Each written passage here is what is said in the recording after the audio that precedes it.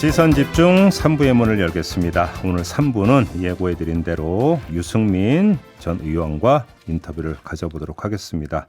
요즘 언론의 관심을 한몸에 받고 있는 분인데요. 궁금한 게 상당히 많이 있어서 3부를 전체 터서 인터뷰를 진행을 하고요. 유튜브 연장 방송까지 이어가서 한번 평소 궁금했던 걸 한번 모두 소화해 보도록 하겠습니다. 자, 바로 만나보겠습니다. 어서 오세요. 예, 안녕하십니까. 유승민입니다. 요즘 인터뷰 많이 하시더라고요, 보니까. 예, 뭐 최근에 좀 했습니다. 그렇죠. 그러니까 이제 지금부터 이제 질문 드려야 되는 내용이 바로 그거하고 직결이 되기 때문에 예. 일단 이전부터 질문을 안 드릴 수가 없는데 예. 당 대표에 출마한다라는 선언은 아직은 안 하셨단 말이에요. 아직 안 했습니다. 예. 나가시는 건 결심은 서신 게 맞죠? 아니요. 아닙니까? 제가 정말 진지하게 고민을 하고 있고요. 최근에 그 당 전당대회 예. 그 룰 개정하는 걸 보고 제가 어떤 생각이 드느냐면 제가 당 대표가 되고 안 되고를 떠나서 우리 당이 정말 이렇게 가도 되는 거냐 그 걱정을 굉장히 많이 하고 있고 네. 이 당의 모습하고 좀 결부해서 제가 당대표가 되면 이 당을 정말 바꿀 수 있느냐 그런 고민을 굉장히 하고 있습니다. 저는 뭐 시간을 충분히 가지고 결심할 생각입니다. 근데 그러면 경우에 따라서는 출마를 안 할 수도 있다는 지금 말씀이십니까? 저는 뭐 확고하게 출마 결심을 선 건 아닙니다. 예. 그런데 많은 의견을 듣고 있는데 뭐 대부분이 출마 쪽으로 권하시는 분이 많고요. 뭐 선택은 제가 하는 거니까 예, 뭐 전당대회가 3월 좀 있다니까 제가 뭐 너무 늦지 않게 결심해야죠. 예. 그래요. 근데 제가 이 질문 드리는 이유가 예. 다수의 언론의 분석에 따르면 뭐 당신 100% 반영한다 이런 예. 어떤 그 전대를 그러니까 그 개정 시도가 결국은 유승민 의원 나오지 말라는 메시지이고 유승민 떨어뜨리기 차원이다. 다수의 언론이 이렇게 지금 분석을 하고 있는 상황에서 만약에 그러니까 출마를 안 하시면 결국은 그것 때문에 안 한 걸로 해석될 수도 있는 거 아니겠습니까? 저보고 나오지 말라. 유승민은 안 된다. 유승민 나와도 뭐 맞겠다. 이 메시지임은 분명한데. 그럼 분명합니까? 저는 그거는 오히려 뭐 제 도전 정신을 오히려 자극하는 거고. 오히려 도전 정신을 자극한다. 예. 저는 오히려 뭐 제가 전대룰이 뭐 이렇게 되고 저렇게 되고 그거에 제 출마 결심에 영향을 미치지는 않습니다. 제가 대표가 돼서 이 당을 정말 혁신시킬 수 있느냐 그런 소명을 찾고 있는 중입니다. 그렇습니까? 예. 근데 그럼 전대를 이야기 나왔으니까 계속 좀 이어가면 네. 지금 그 사이에 당원 구성이 상당히 많이 변했다. 예. 예를 들어서 지금 수도권 당원 비율과 영남권 당원 비율을 보면 거의 비슷한 정도로까지 지금 수도권 당원 비율이 많이 올라왔고 예. 2040도 상당히 지금 많이 이제 가입을 했다. 그렇기 때문에 당신 100%가 반영이 된다고 해서 결과가 어떻게 나올지 아무도 모른다. 이런 이야기도 사실은 있더라고요. 근데 그 당원이 80만 명이다. 예를 들면. 근데 그 당원이 어떤 경로로 어떻게 들어오신 분인지 지방선거 때 조직적으로 동원되신 분인지 대선 때 들어오신 분인지 이런 거는 지금 저 같은 후보 입장에서는 정말 깜깜입니다. 모릅니다. 파악이 안 됩니다. 그래서 결국은 80만 명이든 30만 명이든 우리 당원들이 얼마나 소신 투표를 할 수 있는 당원들이냐 아니면 조직적으로 오다를 따르는 당원들이냐 저는 그게 결정할 거라고 봅니다. 근데 이준석 대표 때 가입한 당원도 상당히 많이 있지 않습니까? 그게요. 지금 국민의힘 당원 통계가 저도 좀 알아보려고 봐도 없는 게요. 지금 현재 뭐 80만 명이다 이런 숫자만 있고 지난해 전당대회 할 때 28만 명이었다. 이렇게 그 사이 한 50만 명 늘었다. 이것만 있는데 그러면 매월 당원이 얼마나 늘었냐 통계를 보면 지방선거 때 대선 때 얼마나 늘었는지 이걸 볼 수 있는데 네. 그조차도 저는 알지를 못합니다. 그래서 당원 선거는 굉장히 블랙박스입니다. 굉장히 깜깜이 선거입니다. 그러면 구체적으로 지금 언론 보도 보면 뭐 영남대 수도권 당원이 몇 퍼센트 오늘 조간에 이런 보도가 나오는데 근데 의원님은 파악이 안 되세요, 거기? 저도 저도 뭐 그런 식으로 의원님만 파악을 못 하시는 겁니까? 어떻게 되는 겁니까? 당의 조직국이라고 있는데 네. 그분들은 알고 있겠죠. 그래서 당원 통계를 조금 더 이렇게 국민들한테 투명하게 공개하는 것도 방법이라고 생각합니다. 그래요? 예. 그렇다.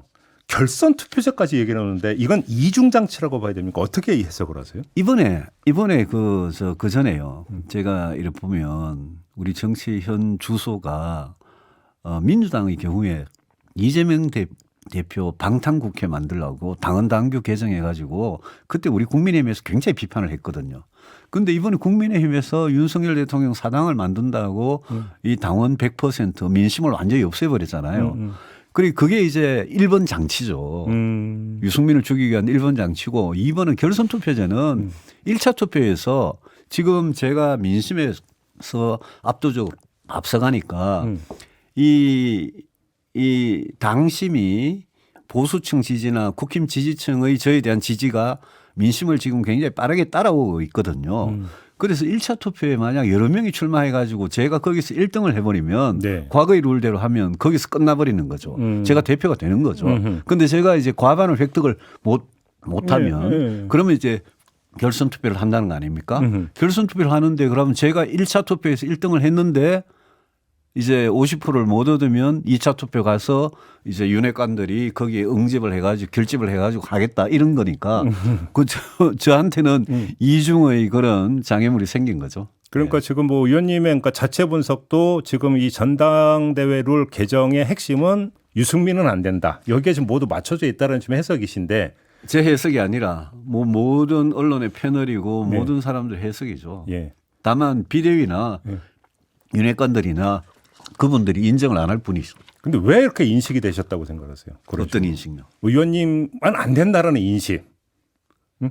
왜 윤핵관이나 예. 내지 더 나아가서 대통령실이나 유승민 의원이 대표가 되는 건 안 된다라고 하는 것은 상당히 비판적으로 지금 의원님을 부정적으로 바라보고 있다는 얘기잖아요. 왜 그런다고 생각하세요? 예. 저는 뭐 윤 대통령에 대한 사감이 전혀 없습니다. 저는 윤석열 정부가 정말 성공하기를 바라고 그런 차원에서 비판할 건 비판하고 잘한 건 칭찬하고 이게 뭐 저희 일관된 스탠스인데 네. 근데 제가 뭐 그렇게 정말 쪼잔한 사람이 아닙니다.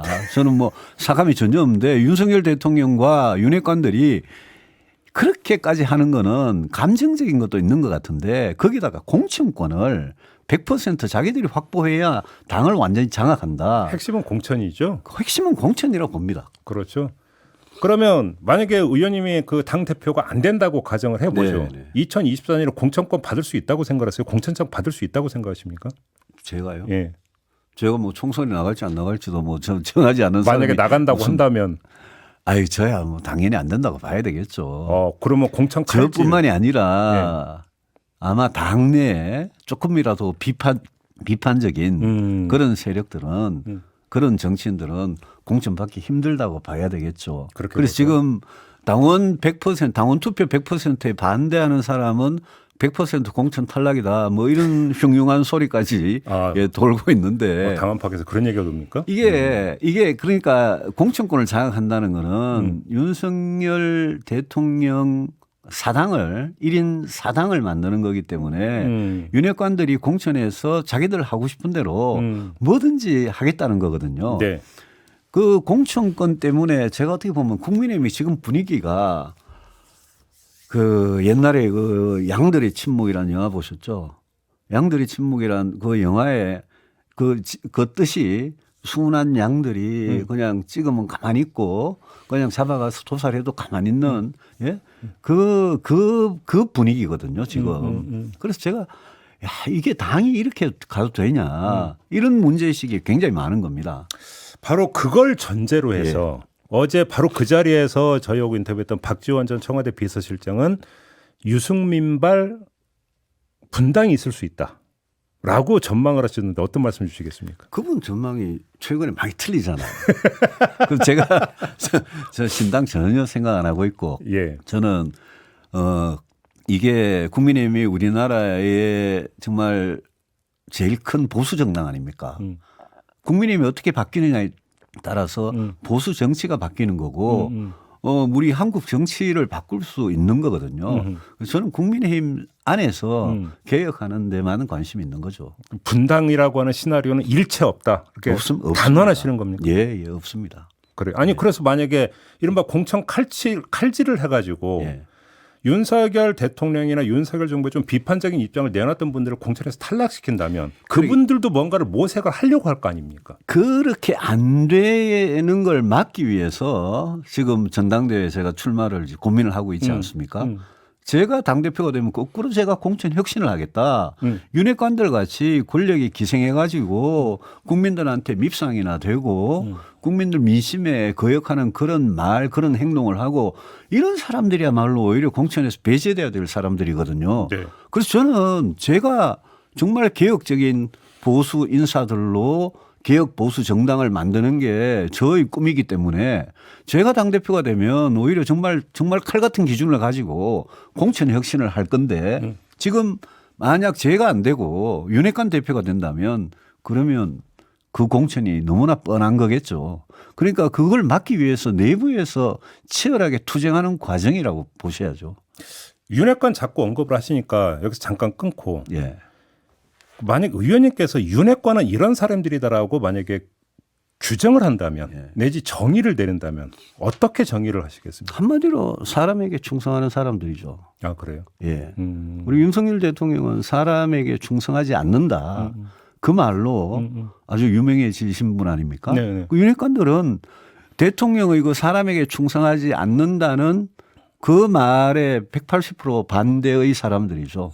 그분들은 지금 대통령이 어떤 잘못을 저질러도 무조건 입 다물고 감싸고 다른 의견 안 나오도록 억누르고 당리 민주주의를 정당 민주주의를 완전히 말살하고 있는 사람들 아닙니까?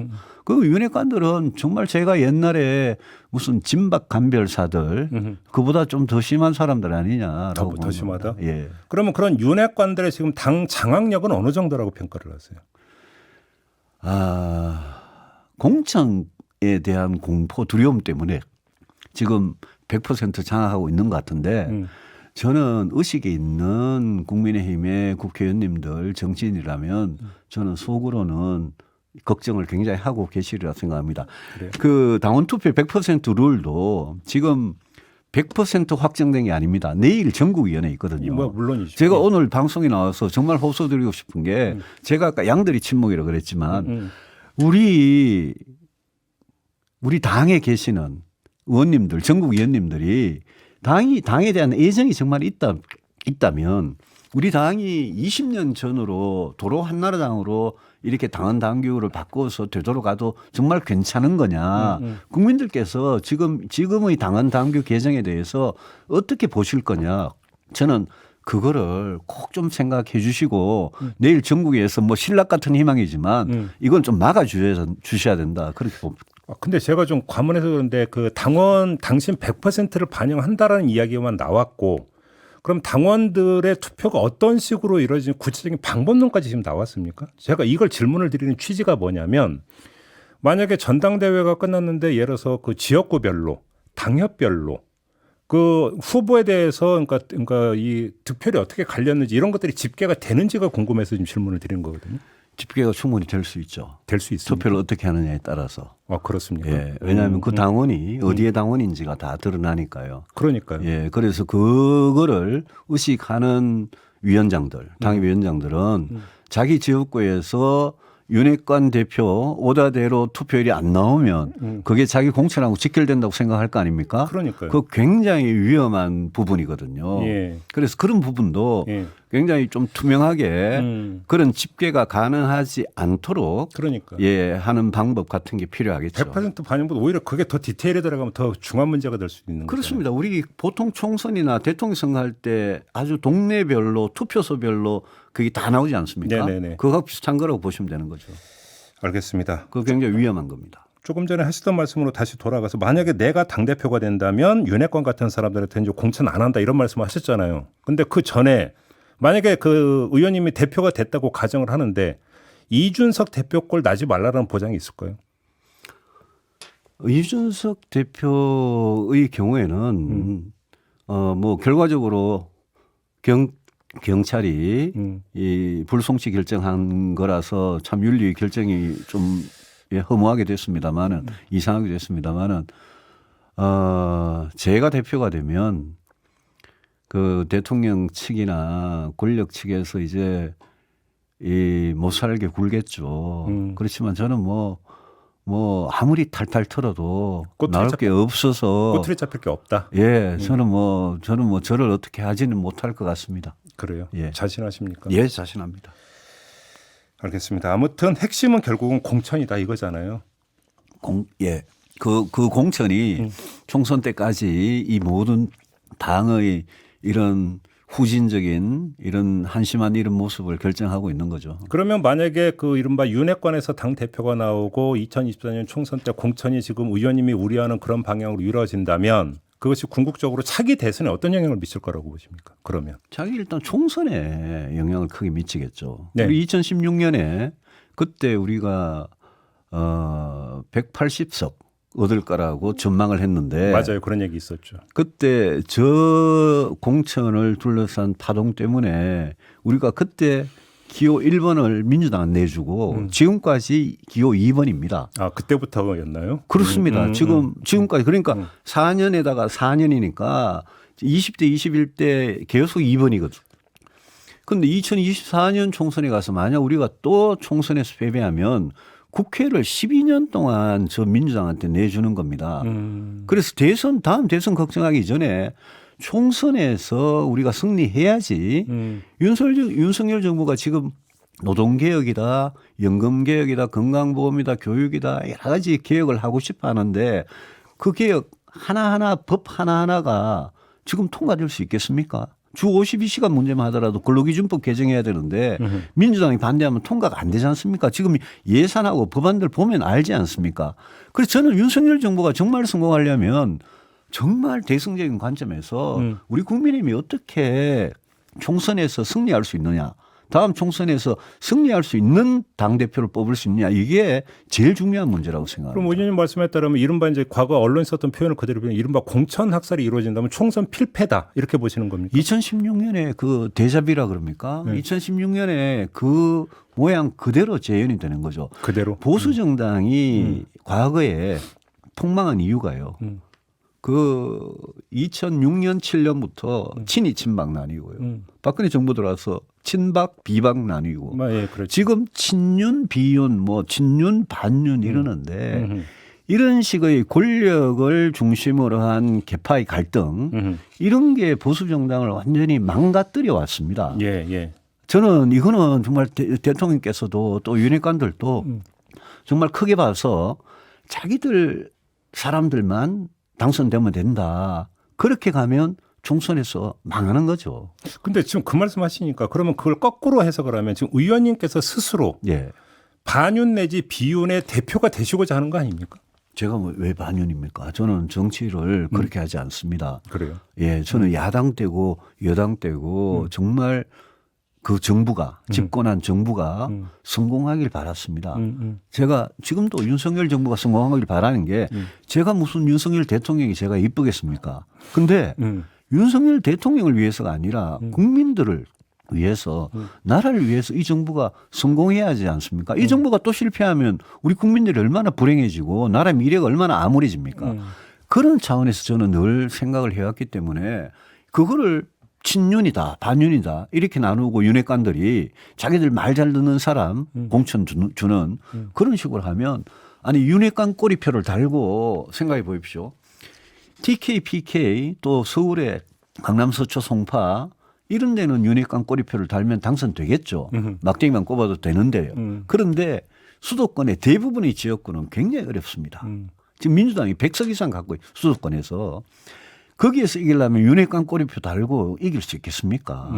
그래서 제가 이 대통령께서 제발 이 당무에 경선, 전당대회 경선에 공천에 개입하지 마시라. 당이 알아서 혁신적으로 갈 수 있도록 이거는 두시는 게 장기적으로 보면 크게 보면 대통령한테도 좋은 거다. 이 말씀 드리는 겁니다. 그럼에도 불구하고 지금 전당대회 경선구도에서 윤심이 어디에 있느냐가 전부 다 이제 얘기하는 게 바로 그 윤심팔이 하고 있는 거죠. 자기가 당대표 되면 어떤 비전과 전략을 가지고 당을 혁신해서 국민의 마음을 얻겠다 이런 이야기 하는 사람 아무도 없습니다. 그러면 예를 들어서 지금 김기현 의원 같은 경우는 얼마 전에 칸남동 관저에서 윤석열 대통령하고 만났었고 예. 지금 뭐 이제 다시 또 출마설이 나오는 권성동 의원은 대표적인 윤핵관 의원이고 예. 그러면 윤심은 누구에게 있는 겁니까? 윤심 아직 결정 안 된 것 같습니다. 아 그렇게 보세요. 예. 왜냐 예. 윤핵관 후보라는 분들이 민심 여론조사를 보시면요. 제가 뭐 갈수록 올라가고 있고 압도적으로 1위고요. 나머지 윤핵관들이라는 그분들은 정말 낮은 수준입니다. 그래서 왜 윤핵관 대표들이 그렇게 민심이 지지를 못 받느냐. 왜라고 보세요, 진짜? 국민들이 싫어하니까요. 그래요? 예, 국민들이 그 사람들을 독립적인 정치인으로 보겠습니까? 그냥 권력에 기생하는 사람들로 보지 않겠습니까? 윤핵관을 싫어한다는 것은 윤석열 대통령에 대한 부정적 심정이 깔려 있는 걸로 해석을 하십니까? 그러면 꼭 그런 건 아닙니다. 그건 아닙니까 또? 예, 꼭 그런 건 아닌 게요. 예.